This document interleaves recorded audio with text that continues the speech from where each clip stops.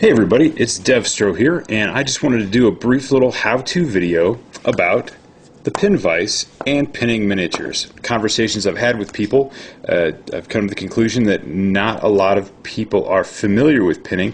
If you are, you can go ahead and move along and go read up on some 8th edition fantasy rumors or something like that, or you can stay and watch. I wasn't really taught this by anyone. I just sort of figured it out for myself, went out and bought a pin vise and just started doing some experiments. So let's get you started at the beginning. This is a pin vise here.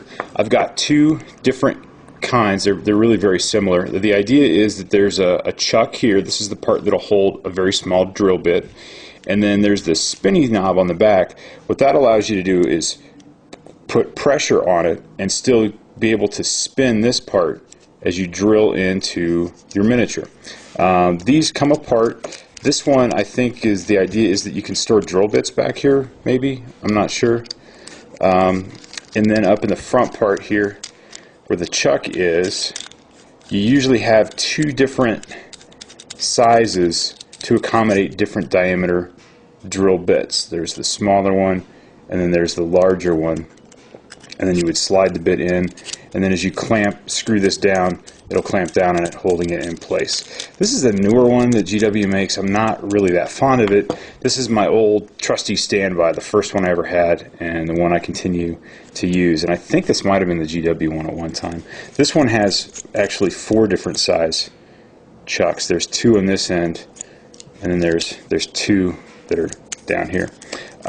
When I put my bit in, I like to put the drill bit in so that these are the threads on the bit, sliding them in the chuck so that the chuck's teeth are going to clamp down right where they start.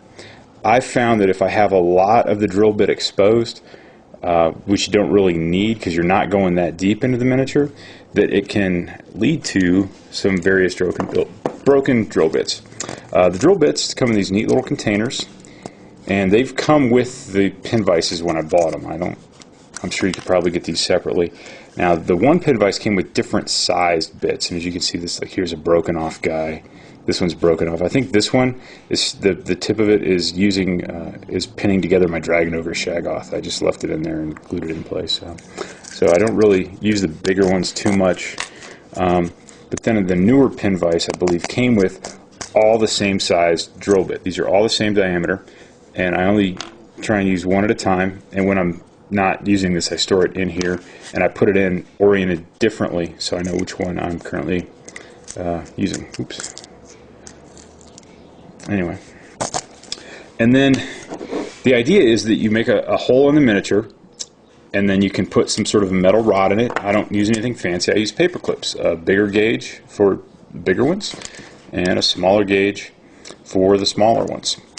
And you use it on a miniature that isn't going to stay together too well. If you have 2 flat surfaces that meet and there's not a lot of ridges or detail to help hold them together, pinning can help. For my example today, I've got this Beast Lord guy here, Beast Shaman, and I think it'd be nice. This is his hand with a staff. This is pretty big on its own, and the idea is that it's glued on here. I'm going to go ahead and I'm going to pin that in place. I've got a flat surface here and a flat surface here. So how you start is you get your pin vise and you get your place where you want to be. I just kind of eyeball how to get started. I'm going to see if I can do this on the camera. Try and get it centered where you want it to be, and then try and go in perpendicular to the surface that you're going into, and then just start to go in. The scraps that you're drilling should come out. Sometimes they'll get stuck in the drill, so it's good to pull the drill out and maybe clean it off and then go back in for a fresh start. And once you start to get in a little bit, you want to look around. This is a pretty thick arm. Sometimes when you're going into smaller things like banner poles, you want to look around and make sure you're not distorting the surface. It does happen frequently. If the drill bit ever sticks, I find that's a warning sign that my drill bit is about to break. So I try and back. All right.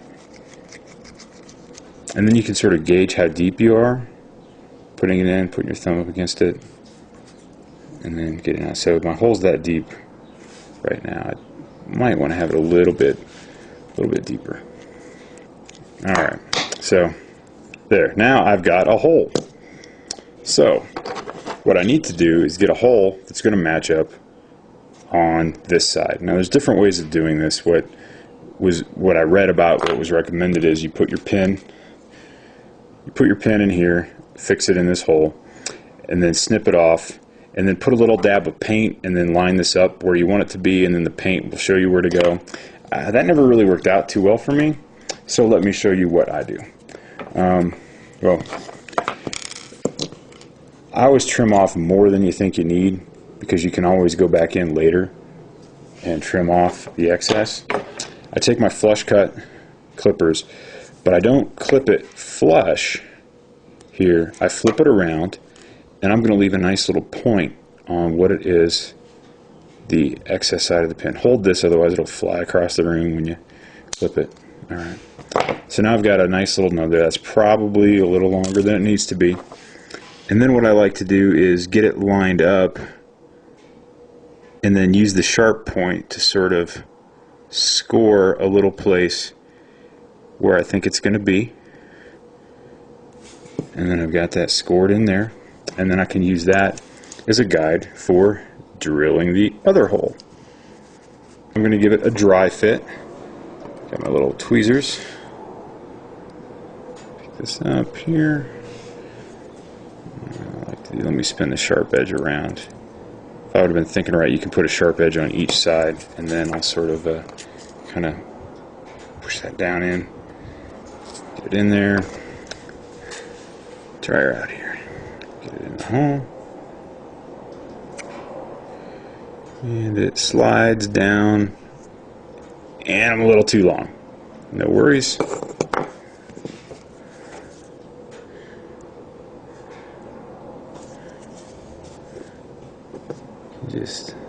You want to watch this. This thing will go sailing at light speed across the room sometimes. You want to be careful.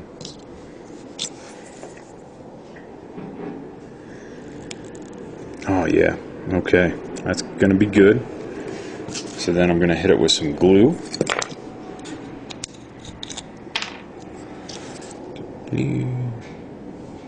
Ah!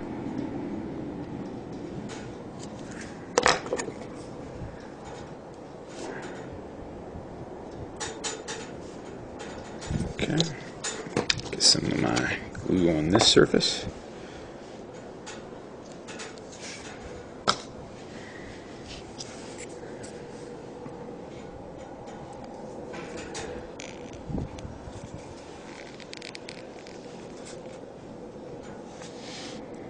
Apply some pressure.